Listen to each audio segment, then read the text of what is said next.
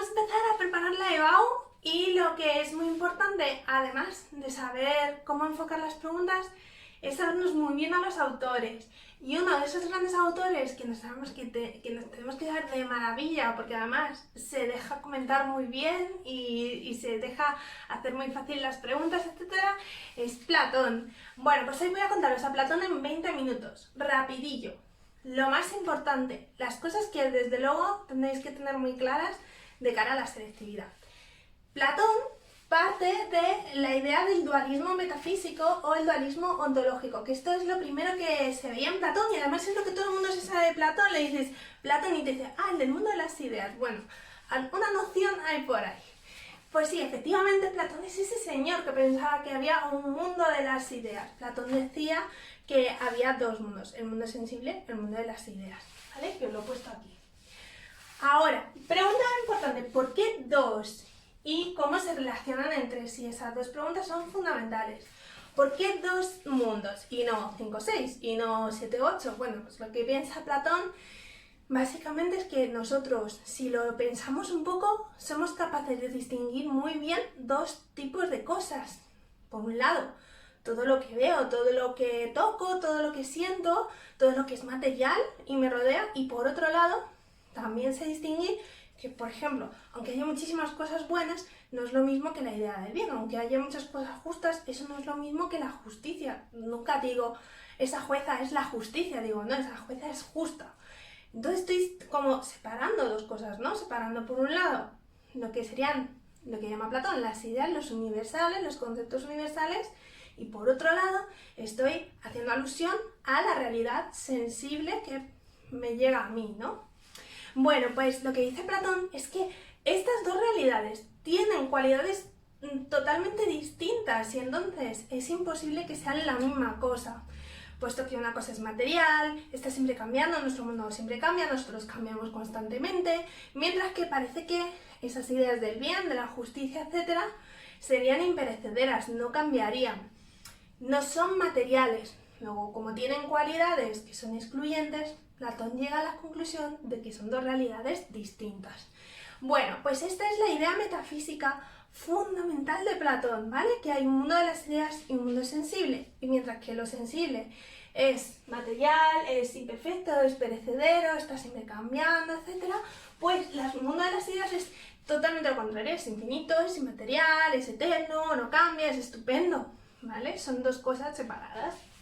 Vale, y entonces hemos ya dicho que hemos solucionado la pregunta de por qué dos, y ahora ¿cómo se relacionan? Pues ahí estaba, ahí está el quid de la cuestión, eterno, y Platón también sabía que era muy difícil, y es ¿qué relación tiene el mundo de las ideas con el mundo sensible? Porque está claro que relación hay, es decir, que nosotros decimos que el bien es tal cosa, y luego decimos que las cosas son buenas en relación a esa idea, ¿no?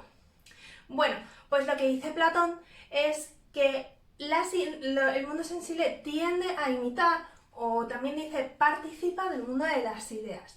Lo que es lo mismo, dice que las cosas sensibles son copias de los modelos o los arquetipos que serían las formas o las ideas. Entonces hay una relación de mímesis, es decir, de imitación entre las dos.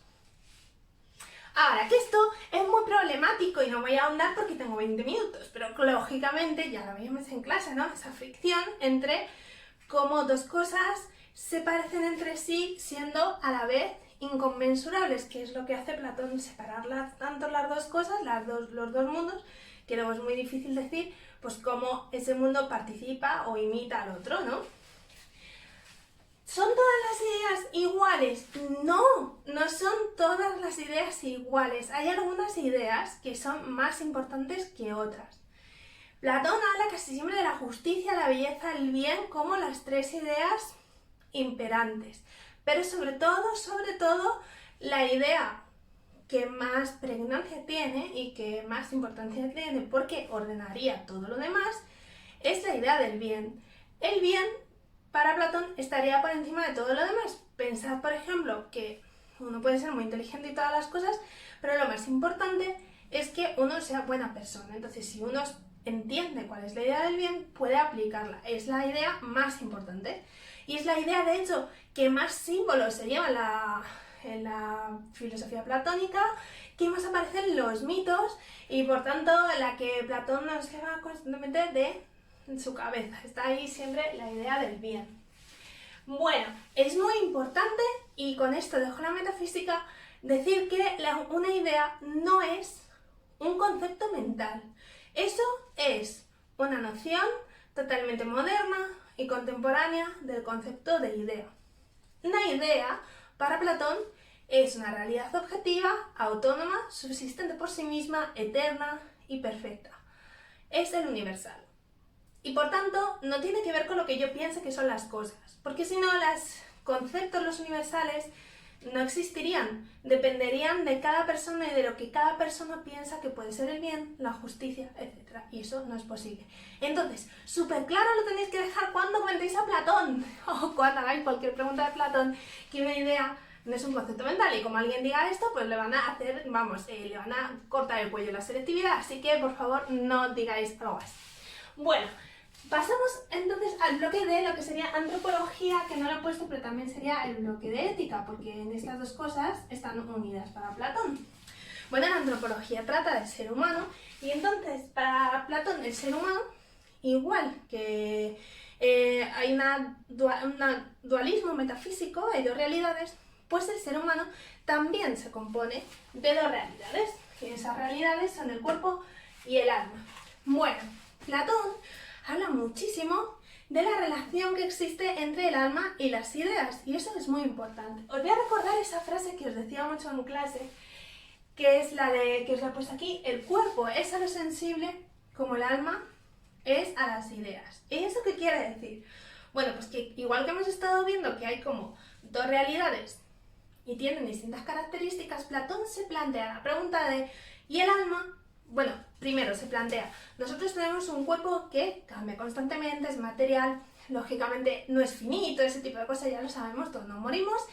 Y por otro lado, es verdad que aunque nosotros cambiemos y seamos perecederos, etcétera, sí que parece que hay como un principio de identidad o una sustancia que permanece en nosotros, que hace que seamos nosotros mismos a pesar de todos esos cambios. Y eso para Platón es el alma.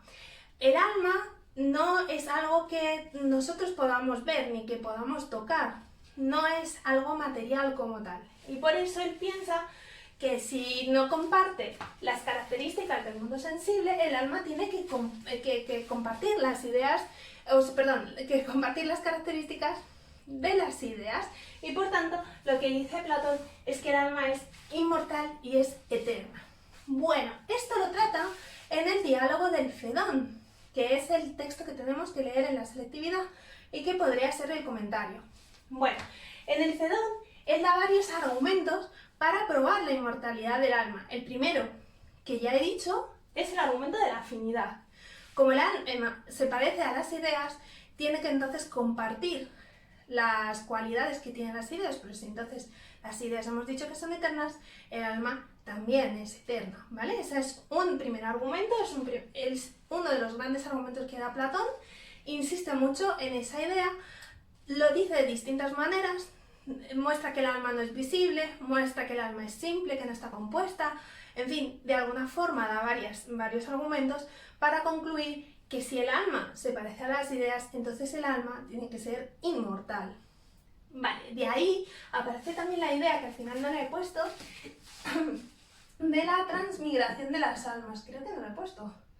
Transmigración. Bueno, la idea de la transmigración o la metempsicosis, la idea de que el alma ha ido vagando de una vida en otra y nunca muere, sino que se va como reencarnando en distintas formas sensibles.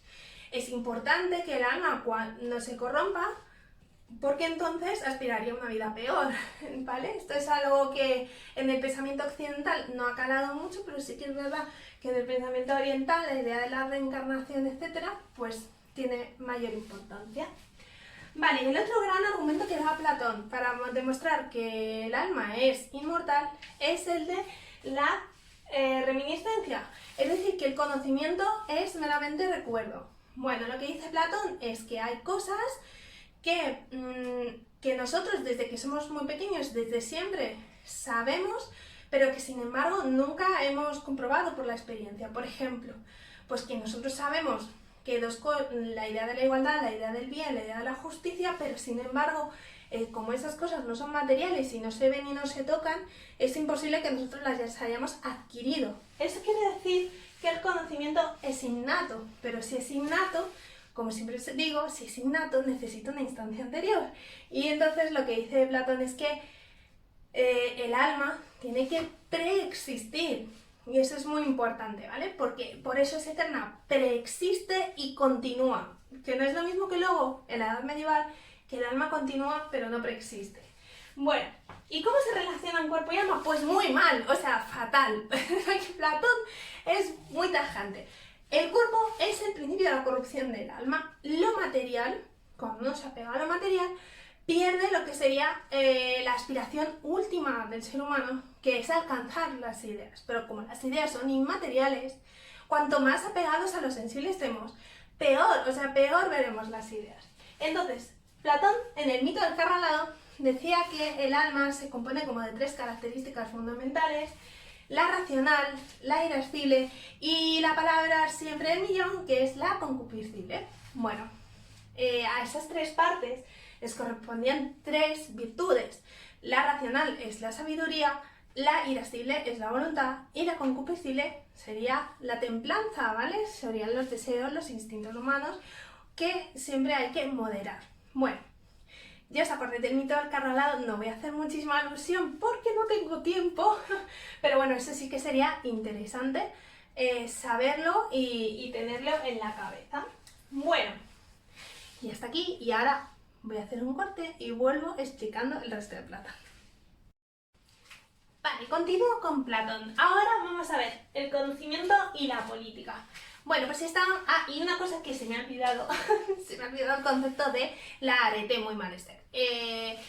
Cuando en el carro alado os hablaba del mito y de las 3 partes del alma, pues cuando es la parte racional la que controla a las otras 2 partes y crea un equilibrio personal, se genera la virtud, o lo que llama Platón la arete. Bueno, esto en el carro alado es cuando el jinete, que es el que tiene que llevar las riendas del carro, pues es capaz de controlar tanto al caballo negro como al caballo blanco, que ninguno es malo por sí mismo, pero sí que es verdad, bueno, el negro un poco hay ahí, pero es verdad que no son ni la voluntad, ni los instintos y los deseos es lo que debe primar. En el hombre, por tanto, es el jinete el que se encarga de que el carro vaya y aterrice bien. Bueno, pues el conocimiento... es el paso de la doxa a la episteme. La doxa sería la mera opinión que no está fundamentada y que uno no sabe muy bien por qué la tiene y puede acertar, pero, como decís vosotros, como tirándose un triple, pero nada más. Pero en la episteme sí que sería el conocimiento verdadero, es decir, las opiniones que uno sabe por qué las tiene, que las puede argumentar y que tiene razones para ello y lógicamente una conexión que le permite tener ciertas afirmaciones, ¿no? Bueno, pues entonces, el paso de la doxa a la episteme es el paso también del conocimiento sensible al conocimiento de las ideas, se correspondería así. Y para hablar de esto, si os acordáis, y si no os acordáis muy mal, si os acordáis, Platón decía que ponía un símil en La República, que es la obra que he puesto aquí, que se llama el símil de la línea. El símil de la línea, lo que propone Platón son como 4 pasos de ascenso desde el conocimiento sensible al conocimiento de las ideas. Y entonces pasábamos de la pistis, es decir, del conocimiento más bajo posible, de una opinión que no está razonada, a la eicasía, que es un conocimiento más o menos factible, pero sigue siendo un conocimiento de lo que nos rodea, solo del mundo sensible. La dianoia, que ya es una primera intuición de los objetos abstractos y que normalmente se corresponde con el conocimiento matemático para Platón. Y por último, el conocimiento de los universales o de las ideas que dan sentido a todo. El último conocimiento es la idea del bien. La idea del bien sería la última a conocer y la más importante porque es la que da sentido a todo lo demás. Vale, esto también lo vemos en el famosísimo mito de la caverna. Esa es la otra cosa, que cuando uno le dice, sí, soy profesora de filosofía, está explicando, y te dicen, estás explicando el de la cueva. Bueno, sí, pues más o menos es Platón es el de la cueva, efectivamente. Bueno, pues veíamos lógicamente este mito que tenéis que saber, en el que los hombres son esclavos y no lo saben, y cómo uno se libera y pasa precisamente por estos pasos. En los apuntes, de hecho, tenéis una foto en la que aparecen por un lado el símil de la línea y por otro lado el mito de la caverna, para que podáis ver bien la correspondencia. Desde los esclavos que están ahí sin saber que son esclavos de otro y que sin entender que las sombras no son sino sombras de objetos, a pasar a ver los objetos de la caverna, a pasar afuera de la caverna pero no ver nada, a pasar a ver lo que hay fuera. Y por último, dice Platón en el mito de la caverna, ver el sol y entender que el sol es el que gobierna todas las cosas. Bueno, pues el sol, como es la idea del bien, pues es lo que os decía antes, tiene una jerarquía, está por encima. Bueno, este mito tan famoso, ya sabéis que es muy famoso porque aúna prácticamente todos los principios y todo lo que es importante en la filosofía platónica. Aparece absolutamente todas las ideas de Platón, desde la metafísica, el conocimiento, la virtud, la ética y la política. Por eso es tan fundamental este mito. Bueno, esa persona que ha salido de la caverna y que es capaz de ver el sol y observar entonces cuáles son la lógica que rigen las cosas, pues es la persona que va a gobernar. Y aquí damos el paso a la política. Entonces, tenéis que mostrar, porque es muy importante, la continuidad que hay entre conocimiento, antropología y política en Platón. No es cuestión de desmembrar las cosas, es que está todo conectadísimo, como estáis viendo. Si hablábamos que había tres partes del alma, bueno, primero, lo que se plantea Platón en su teoría política, que de nuevo aparece en la obra de la República, es cómo debe ser el estado ideal. Y entonces crea una utopía, ¿vale? Lo que sería un estado totalmente perfecto, organizado y tal, ¿vale? ¿Y cómo se organiza ese estado? Pues dice Platón, en tres estamentos, porque hay tres cualidades humanas, y en unos pues mayoritariamente son más templados, pero también mayoritariamente están más enfocados al mundo sensible, a lo material, etcétera, a los instintos, a los deseos. Eso es la parte activa de la sociedad, la parte trabajadora. Por otro lado, hay personas que tienen una voluntad más férrea, tienen también una capacidad para imponer ciertas cosas, que son los guardianes de la ciudad. Y por último, están los que han conocido las ideas y por tanto son los más aptos para gobernar, que es la clase gobernante. Todo tanto tres estamentos que no van por nacimiento, sino por mérito, es decir, dependiendo de cada uno cuáles sean sus capacidades. ¿Qué principios debe tener el Estado? Bueno, pues ya sabéis que Platón es un férreo defensor de la educación, de ahí la creación de la academia como ese espacio público de conocimiento. Por tanto, el Estado debe dar una educación a todos los ciudadanos.